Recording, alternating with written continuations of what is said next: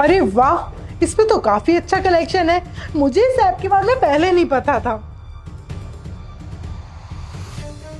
अरे ये साड़ी कितनी प्यारी लग रही है, ये ऑर्डर कर देती हूँ।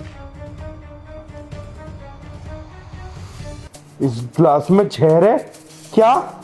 प्रिंस, मैंने ऑर्डर कर दिया। बेगम, मेरे को चक्कर आ रहे हैं, मेरा पता नहीं सर में दर्द हो रहा है। मेरे को क्या हो रहा है ये? क्या हुआ प्रिंस? अरे पता नहीं। प्रिंस, तुम ठीक हो ना? तुमने ये पूरी कोल्ड ड्रिंक पी ली क्या प्रिंस? अरे वाह, क्या बात है। पर चेक कर लूं, वो तो मर गया। अरे वाह मेरे घर के नौकर, जैसा मैंने बोला था तुमने बिल्कुल वैसे ही किया। तुमने मेरे कहने के मुताबिक इस गिलास के अंदर वो जहर मिला दिया जो मैंने अपने पति के लिए कितनी टाइम से ला के रखा हुआ था।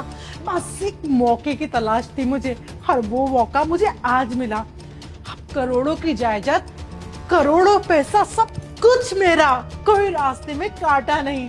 पहले मुझे लगा था कि शायद तुम ये काम करोगे नहीं, क्योंकि तुम तो बहुत डर रहे थे। लेकिन जिस सफाई से तुमने काम किया है ना, इसके लिए मैं तुम्हें 10,000 रुपए एक्स्ट्रा दूंगी। अब तुम्हें 20 नहीं, अब तुम्हें पूरे 30,000 रुपए मिलेंगे। पर मैम साहब जी के मरने के बाद तो ये सारी प्रॉपर्टी तुम्हारी हो जाएगी, जितना भी बैंक बैलेंस होगा सब तुम्हारा हो जाएगा। तो मैं 30,000 रुपए नहीं, मैं पूरे 1,00,000 रुपए लूंगा। अबे ओ, ज्यादा ना सर पे बैठने की जरूरत नहीं है। पैरों की जूती पैर में अच्छी लगती है। मैंने बोला था ना 20,000, 20 के 30 दे रही हूँ। अब सीधे तुमने 1,00,000 रुपए कर दिए। तो ठीक है मैम साहब, फिर मैं जाके बता देता हूँ पुलिस को, फिर देख लेना आप। आपको ना प्रॉपर्टी मिलेगी ना कुछ भी मिलेगा, फिर आप जेल में सड़ोगी और फिर ले लेना बाबा जी का ठिल्लू। शांत, पुलिस की धमकी देने की जरूरत नहीं है मुझे। 1,00,000 रुपए की डिमांड कर रहा है, चल ठीक है 1,00,000 रुपए दिए, पर 1,00,000 रुपए से ना 1 रुपया आप ज्यादा नहीं दूंगी। ठीक है मैम साहब, ज्यादा मत देना आप। पर मैम साहब, मुझे ना आपसे एक बात जाननी थी। मैंने ना आपको फोन पे बात करते हुए सुना था, आपका बॉयफ्रेंड भी है क्या? ज्यादा ना फ्रैंक होने की जरूरत नहीं है। अरे मैम साहब, फ्रैंक नहीं हो रहा। मुझे ना आपसे एक बात और जाननी है। आप ना इस प्रॉपर्टी के चक्कर में कब से पड़ी थी? और अगर मैं ना बताऊं तो मत बताओ। पर मैम साहब, मैं तो बस इसलिए पूछ रहा था क्योंकि मैंने आपका इतना बड़ा काम किया है कि मुझे भी तो पता होनी चाहिए, जो आदमी मरा है वो मरा तो मरा क्यों? चल ठीक है, मेरी इतनी खुशामद करने की जरूरत नहीं है। बताती हूँ मैं। मेरा शादी से पहले से चक्कर चल रहा था, पर मेरा जो बॉयफ्रेंड था ना, वो बिल्कुल गरीब परिवार से था। मैं गई थी अपने माँ बाप के पास में उसका रिश्ता लेके, लेकिन मेरे माँ बाप, उन्होंने उसकी बेइज्जती करके ना उसको घर से धक्के मार के बाहर निकाला। जबरन मेरी शादी इस फौजी से कर दी थी। जब मुझे पता चला ना ये फौजी है, तब मैंने अपने दिमाग में ना खिचड़ी पकाई कि इस फौजी से मैं शादी करूंगी, पर अपना अफेयर खत्म नहीं करूंगी मैं। वो भी मेरा अफेयर रहेगा क्योंकि उससे मैं सच्चा प्यार करती हूँ।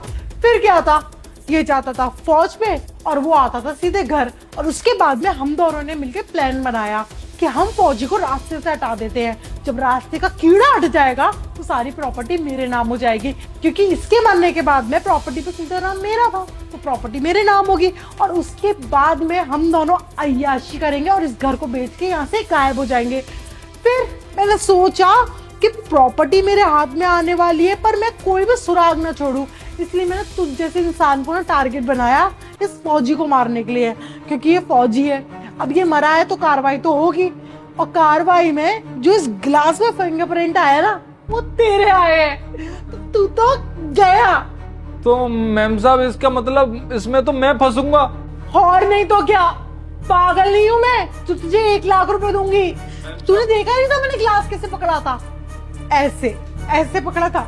और तूने गिलास कैसे पकड़ा था? ऐसे। और जो इंजेक्शन था ना जिससे तूने जहर मिलाया है, उस पे भी तेरे फिंगरप्रिंट है। तो तू तो गया बेटा, गया। अगर मैडम साहब जी जिंदा हो गए तो उनको तो सब पता चल जाएगा ना कि आप उनके साथ गलत कर रही हो। अबे ये ना रियलिटी है, रियलिटी, कोई मजाक नहीं चल रहा। अरे तेरे साहब जी कहाँ से जिंदा हो जाएंगे?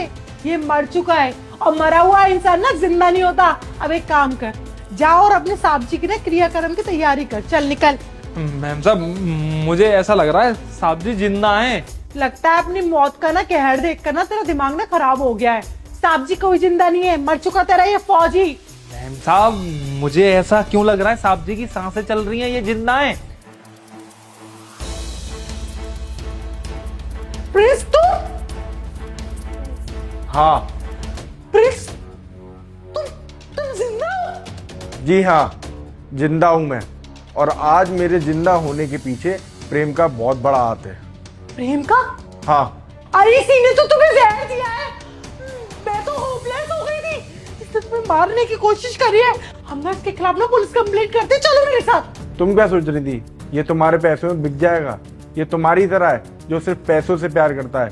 नहीं मेघा नहीं, ये तुम्हारी तरह नहीं है। इसको ना मेरी प्रॉपर्टी से मतलब है, ना मेरे पैसों से मतलब है। इसको सिर्फ मेरी जान से मतलब है। तुमने तो इसको पैसे दिए थे जहर मिलाने के लिए, और इसने कोल्ड ड्रिंक में जहर मिला भी दिया था।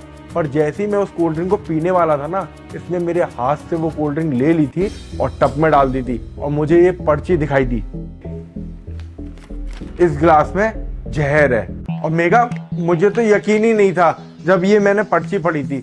तभी मैंने बेहोश होने का नाटक किया था, क्योंकि मैं देखना चाहता था कि आखिरकार सच बोल कौन रहा है। और देखो, तुम्हारी पूरी की पूरी सच्चाई ना मेरे सामने आ गई। ये प्रिंस ऐसा कुछ भी नहीं है। मैं तुम्हारी पत्नी हूँ। मैं तुम्हें क्यों मारना चाहूंगी? ये भड़का रहा हूँ तुम्हें। कैसा है और कैसा नहीं है ना, मुझे तुम्हें कुछ भी बताने की जरूरत नहीं है। मैंने सब कुछ अपने कानों से सुन लिया है। अब तुम्हें ना मैं सजा कराऊंगा और डिवोर्स भी दूंगा। अब तुम देखती जाओ मैं तुम्हारा क्या हाल करता हूँ। अब तुम पे मैं कराऊंगा केस। केस? तुम अपनी पत्नी के ऊपर केस करोगे? पागल हो क्या? क्यों करवा लिया तूने बेवकूफ? केस भी करूंगा और पुलिस स्टेशन भी लेके जाऊंगा। प्रिंस मुझे माफ कर दो, मैं मानती हूँ मेरी गलती। मुझे पुलिस स्टेशन मत लेके जाओ। चलो यहाँ से।